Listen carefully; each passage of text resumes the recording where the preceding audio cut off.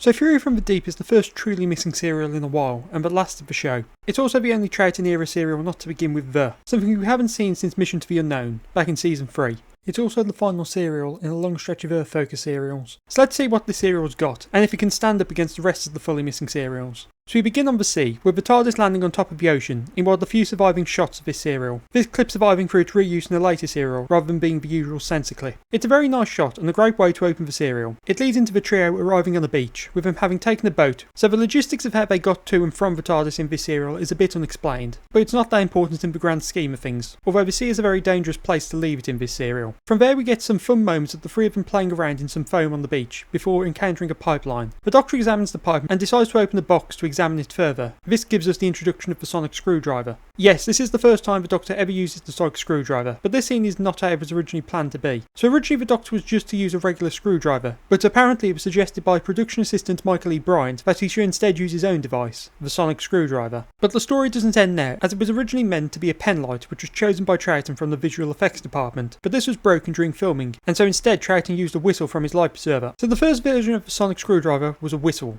Quite an interesting start to such an iconic tool. This is its only use in the serial, a bit of a novelty item which from how the device would later be known to function could have helped a lot throughout. But we'll end up discussing the limitations of the sonic a lot more later in the show. As the Doctor does this, they hear a noise in the pipe, which sounds like a heartbeat. But they don't get a chance to fully examine the noise, as the trio is shot with tranquilizers and taken to the Euro-C gas refinery due to them being in a restricted area. So Euro-C Gas is a company that mines gas from under the ocean, using several rigs out in the Northern Sea. The refinery and the entire operation is overseen by Robson, who is a very arrogant man, which will come up a lot in the earlier parts of this serial, as he will fail to listen to anyone and disregard the advice of his colleagues about the situation. Out of his many colleagues, the two most notable ones are Frank Harris and Van Lyton, although Van Lyton is only there as an advisor. So Robson isn't a villain, but an antagonistic force in the earlier episodes, with him preventing any action being taken that could rectify the situation, as he doesn't want to stop the refining of the gas. This is due to his reputation of the gas flow having never stopped while he has been in charge, something he intends to keep. Most likely if he had stopped the flow to investigate, the situation might have been able to be sorted far sooner, but this refusal allowed the enemy to take over all the rigs and nearly the refinery. So to talk about the serial in full, I have to talk about the villain, as this serial features one of the most unique and creative threats the show has ever given us. Unlike the human, robotic or alien threats of the show so far, this villain is unlike all of them, with it being seaweed. Now that may sound crazy, but the villain, the Fury from the Deep,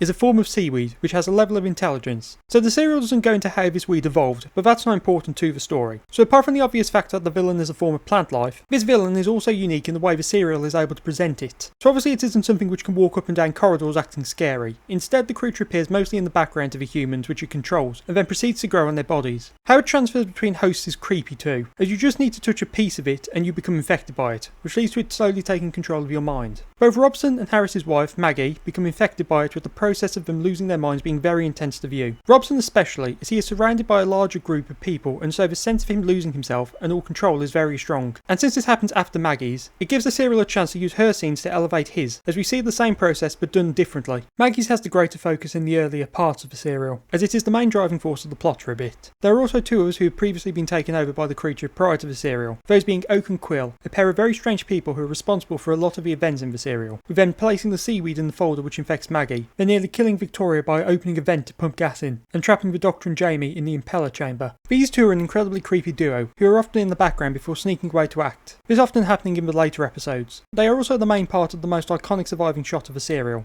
What are you doing in here?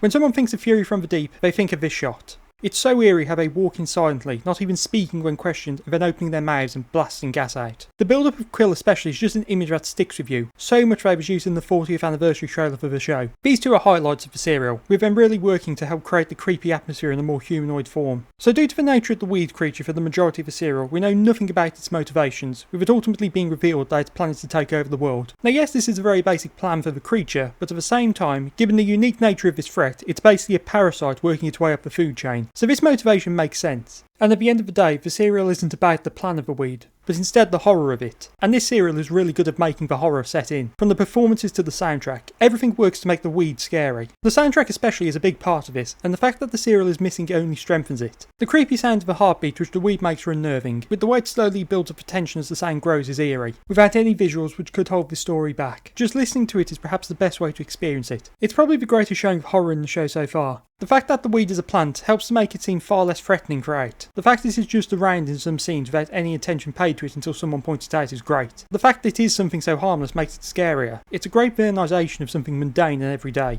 And obviously the weed has the ability to create a threat throughout the people it controls, and that's mostly through its ability to generate mass amounts of toxic gas, and towards the end it is able to use this gas to move itself, with it attacking the refinery like a more traditional monster. But even so, its design is still very unique and creepy, giving us one of the greatest monsters of the show so far. Now with such a unique monster, obviously it isn't going to be killed by normal means, so the weed creatures end up having a very unique weakness. Now they do have more than one weakness, but only one is exploited as the weed is prepared for one of them. So the unexploited weakness is that of pure oxygen, an obvious weakness given the weed feeds off the gas. This weakness also exists in the people it controls too, as they become unable to breathe, which is why Oak and Quill wear gas masks when emptying the storage cylinders. These scenes speak to the intelligence of the weed, as it shows it aware of this weakness and is able to find ways to eliminate it being used against it. Their other weakness is to noise, specifically high-pitched noise. So this weakness is something the weed doesn't account for, and so the serial does a great job of hinting towards this being a solution to the weed, with nobody noticing it for a stretch. And the serial doesn't draw your attention to it, and instead uses this weakness on several occasions and gives time for the audience to figure it out. This is a great way to build up the weakness, as it makes the viewer feel more involved in what's happening. You're just waiting for the characters to find this solution, and you're powerless to tell them. As a tool for heightening the drama, it works well, and perfectly suits the story. So with the weakness being high-pitched noise, the Doctor uses Victoria's screams to destroy the weed by sending it through the pipe from the refinery to the rigs. He chooses her screams as throughout the serial, her screaming is what stops the weed from advancing on several occasions, and even killed the weed, infecting Quill. This is also a great use of the trope of the companion screaming, as it makes it the main force that kills the villain, rather than just to increase the tension and fear factor of a scene. This repurposing really helps to give some more depth to Victoria's screaming. There is also a bit of humour worked into this as well, with Victoria finding it silly to just scream. Scream into this. What now?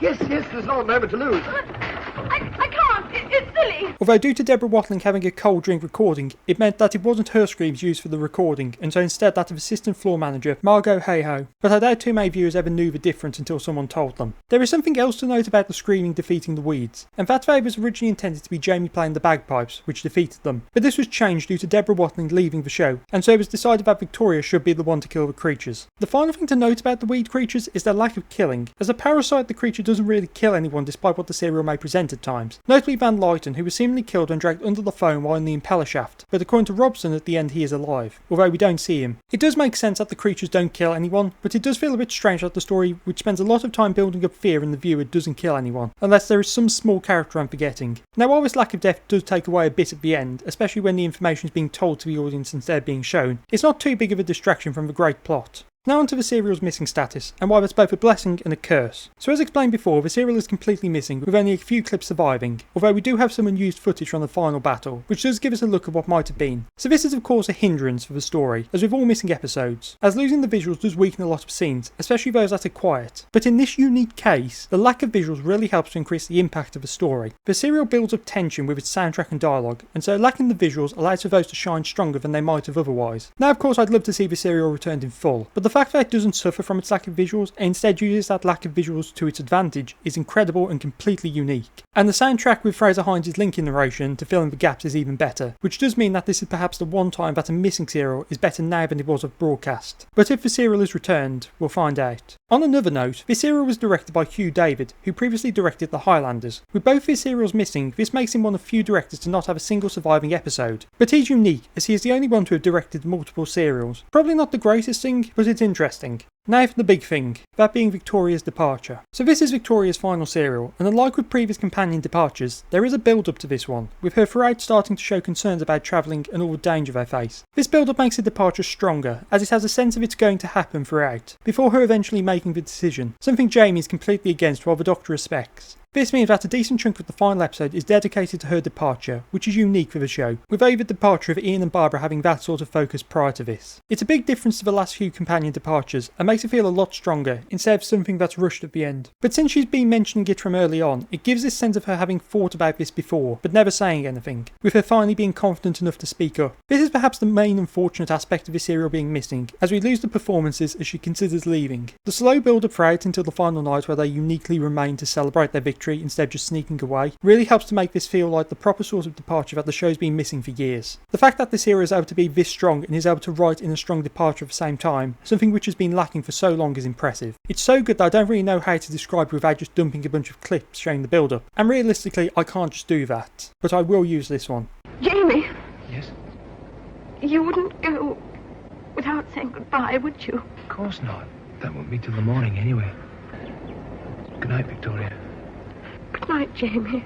This is on par with Susan's departure, and is in fact perhaps even better to me than that one. Plus this time the Doctor makes sure she is safe instead of just dumping her at the end of the world with one shoe. I really haven't talked about the Doctor and Jamie so far, and that's because I don't have anywhere near as much to say about them. Not because they're not interesting, with them still doing a ton throughout, but this is Victoria's story, and so the focus is on her. While I've discussed her departure, I haven't talked about her general usage throughout, which is a crime as this serial really uses her well, far better than any other so far. The most notable things are her ability to pick locks with a hair clip, which she does on several occasions and gets mixed into the comedy the first time, with her opening a door while the Doctor and Jamie are trying to get through the air vent. While this ability is something that has never been teased before, so it comes out of nowhere, it's a cool thing for her to have, which helps her stand out. It's also kind of funny though how she can randomly do this in the same serial that introduces the sonic screwdriver, which will later become known as a lockpick. But we also have the scene in the TARDIS where they're examining the weed, with Victoria showing off her scientific side. It's unfortunate that this is Review time that she gets to show off this scientific side, as it's something she would potentially have an interest in, or perhaps even be knowledgeable about some areas. And I've already discussed how the plot uses her screams instead of just having her scream, making this the best showing for Victoria all around. With this being her final serial, it is great that it goes all out with her.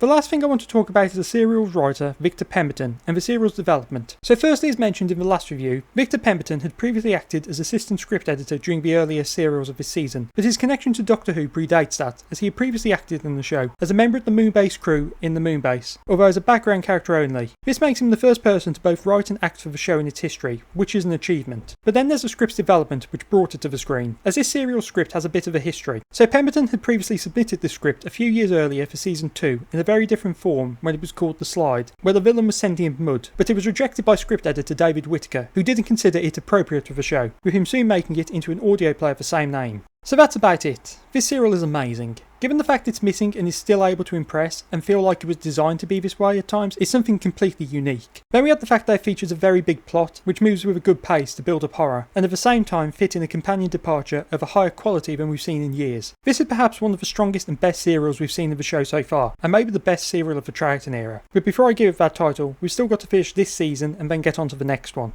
So with the trio now a duo, the TARDIS lands on an abandoned ship which is heading for a space station, and an old enemy lies behind the disappearance of the crew as they plan to take over the Earth. Next time, the wheel in space.